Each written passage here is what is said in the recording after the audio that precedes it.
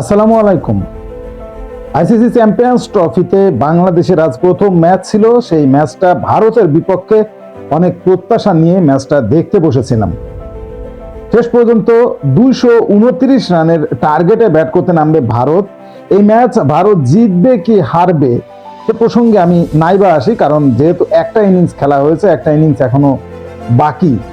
আমি যে বিষয়টা বলতে চাচ্ছি, অনেকে হয়তো বলবেন রানটা একটু কম হয়ে গেল না, অনেকে হয়তো খেলাই দেখেননি, অল্প কয়েক ওভার দেখেছেন, বা কেউ কেউ স্কোর বোর্ডের দিকে তাকিয়ে অনুমান করছেন যে আসলে আরো কিছু রান করলে মনে হয় একটা ফাইট হতো। অনেকে ভাবছেন ভারত তো এমনিই জিতে যাবে। হ্যাঁ, ভারত এমনিই জিতে যাবে, কিন্তু যারা প্রথম থেকে খেলাটা দেখেছেন, সেই 2 রানে 2 উইকেটের থেকে শুরু করে 8.3 ওভারে যখন 35 রানে 5 উইকেট পড়ে যায়, তখন কে ভেবেছিল বাংলাদেশের স্কোরটা 228 পর্যন্ত গড়াবে? কে ভেবেছিল তাওহিদ হৃদয় আজকে তার অভিষেক সেঞ্চুরিটা করবে ভারতের এই দলের বিপক্ষে? কে ভেবেছিল জাকের আলী দেয়াল হয়ে দাঁড়াবে ভারতের বোলারদের বিপক্ষে? এই দুই ব্যাটার আজকে জান পরাণ লাগিয়ে খেলেছে ভাই। বাংলাদেশ হারুক আর জিতুক, যাই করুক না কেন, তাওহিদ হৃদয় মানুষের অন্তরে ঢুকে গেছে ভাই। জাকের আলী অন্তর ছুঁয়ে দিয়েছে। এই দুজনের যে 158 রানের পার্টনারশিপ, এই পার্টনারশিপের উপর ভর করেই কিন্তু 228 পর্যন্ত বাংলাদেশ পৌঁছেছে। অন্তত মান সম্মানের যে জায়গাটা, সেই জায়গাটা অন্তত রেখেছে। একটা সময় ভাবছিলাম হয়তো 60-70-এর ভেতরে বাংলাদেশ প্যাকেট হয়ে যাবে। যেভাবে ভাই এত এত সিনিয়র প্লেয়াররা আসছে আর যাচ্ছে, মনে হচ্ছে প্যাভিলিয়নে ফেরার জন্য কতই না তাড়া তাদের। তানজিদ তামিম একদিকে দাঁড়িয়ে থাকলো, আর সৌম্য সরকার 0 রানে আউট হয়ে গেল। আসলেন আমাদের ক্যাপ্টেন। এই প্রসঙ্গে একটু বলতেই চাই, অনেকের হয়তো খারাপ লাগতে পারে। নাজমুল হোসেন শান্ত একেবারে অফ ফর্ম প্লেয়ার, কোনো ফর্মই নেই তার। বিপিএলে বরিশালের বিপক্ষেও দলে জায়গা হলো না যে প্লেয়ারের। তামিম ইকবাল সঠিক সিদ্ধান্তটাই যে নিয়েছিল সেটার প্রমাণ আজকে শান্ত আবার দিল। প্রস্তুতি ম্যাচেও পেশোয়ারের বিপক্ষেও রান করতে পারলো না শান্ত, আর আজকে তো কোনো রানই করতে পারলো না। এমন একটা মুহূর্তে সে ক্রিজে আসলো, তখন তার ধৈর্য ধরে খেলতে হবে তা না, একটা বল খেলার পরে দ্বিতীয় বলে সে শট খেলতে গেল, বিরাট কোহলির হাতে ক্যাচ দিয়ে প্যাভিলিয়নের পথ ধরলো। কোন কারণে নাজমুল হোসেন শান্ত ক্যাপ্টেন, এইটা আমার মাথার উপর দিয়ে যাচ্ছে। যদি আপনাদের কারো জানা থাকে সেটা ভাই একটু কমেন্টসে লিখেন। কেন শান্তকে ক্যাপ্টেন হিসাবে রাখতে হবে? এর থেকে তো লিটন কুমারই ভালো ছিল। ওই যে একটা কথা আছে না, যে যাই মানে যেদিন যাই সেই দিনটাই ভালো ছিল, তেমনই অবস্থা আমাদের।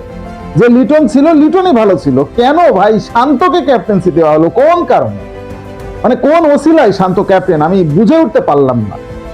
মুশফিকুর রহিম একটা এক্সপিরিয়েন্স প্লেয়ার, তাকে ভাই একেবারে সেই শেষের দিকে নামিয়ে দেওয়া হলো। প্রথম বলেই সে 0 রানে আউট হলো, একেবারে গোল্ডেন ডাক খেয়েছে। কপাল ভালো যে জাকের আলী এবং তাওহিদ হৃদয় দুজনেরই লাখ ফেভার করেছে আজকে।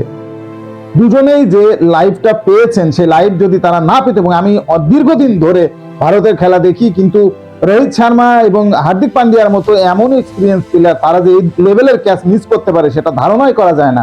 অক্ষর প্যাটেলের হ্যাটট্রিকটা হতে দিল না রোহিত শর্মা, জাকের আলীর ইজি ক্যাচ সে মিস করলো। এবং তাওহিদ হৃদয় যখন শুরুর দিকেই একটা বড় লাইভ পেয়ে যায়, যখন আসলে লং অনের উপর দিয়ে মারতে গিয়েছিল, সেখানে Hardik Pandya easy catch miss করে। ক্যাচ মিস করুক আর যাই করুক, দুজনে মিলে যে পার্টনারশিপটা করেছে, বাংলাদেশের সম্মানটা রেখেছে। তাওহিদ হৃদয়ের জন্য কষ্টই হচ্ছিল শেষের দিকে, বেচারা এমন একটা অবস্থায় যে একটা রান নিতে গিয়ে ড্রাইভ দেয়, সেই ড্রাইভের পরে সে আসলে খেয়ে হারিয়ে ফেলে, তার কোনো ব্যালেন্সই নেই, নড়তে পারছে না। 4টে রান বাকি তখনও, রান না 8 রান বাকি তখনও সেঞ্চুরির দিকে, সেঞ্চুরির জন্য।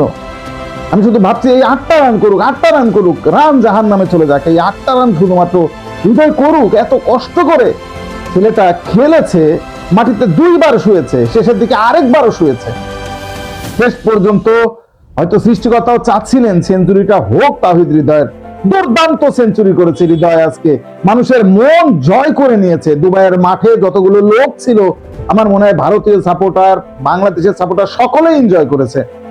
এমন একটা বিধ্বস্ত অবস্থা থেকে 35 রানে 5 উইকেটে পড়ার পর জাকের আলী এবং তাওহিদ হৃদয় যেভাবে দেয়াল হয়ে ভারতীয় বোলারদের সামলেছে, সেটা সত্যি প্রশংসার দাবিদার। শেষ পর্যন্ত 100 রান করে তাহিদ হৃদয় শেষ ওভারে আউট হয় 118 বলে, যেখানে 6টা 4 এবং 2টো ছক্কা মেরেছে। আর জাকের আলী 114 বলে 68 রান তোলে, যেখানে 4 ছিল 4টা। দুজনে মিলে আসলে ধৈর্য সহকারে এই পার্টনারশিপটা করেছে এবং তারা বুঝিয়েছে কিভাবে বড় দলের বিপক্ষে রান করতে হয়। শেষের দিকে রিশাদ 12 বলে 18 রানের একটা ছোট্ট টর্নেডো খেলে, যেখানে একটা 4 2টো ছক্কা ছিল। রিশাদ 2-3 ওভার যদি থাকতে পারতো রানটা হয়তো 250 পার হতো। তবে আজকের যে ক্রিজ, এই ক্রিজটা কিন্তু স্লো ক্রিজ, এখানে রান করা কঠিন, এত ইজি ব্যাপার হবে না। তবে আমাদের রানও অনেকটাই শর্ট, 40-50 রান আমার কাছে মনে হয়েছে শর্ট। যদি 270 প্লাস টার্গেট দেওয়া যেত ভারতকে, হয়তো এ ম্যাচেও ভালো একটা হাড্ডাহাড্ডি লড়াই হতো, না হলে জয়টা বাংলাদেশের দিকেই হেলে যেত। আজকের ম্যাচে কি ফল হতে পারে কমেন্টে জানান। স্পোর্টসের সর্বশেষ আপডেট জানতে স্পোর্টস চ্যানেলটি এক্ষুনি সাবস্ক্রাইব করে বেল আইকন বাজিয়ে দিন। ধন্যবাদ।